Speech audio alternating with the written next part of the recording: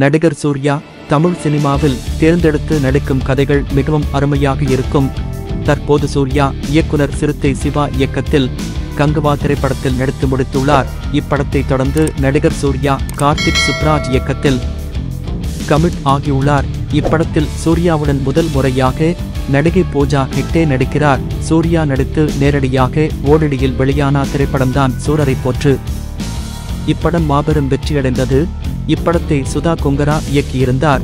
இந்த படம் உண்மை சம்பவத்தை மையமாக வைத்து எடுக்கப்பட்டு இருந்தது.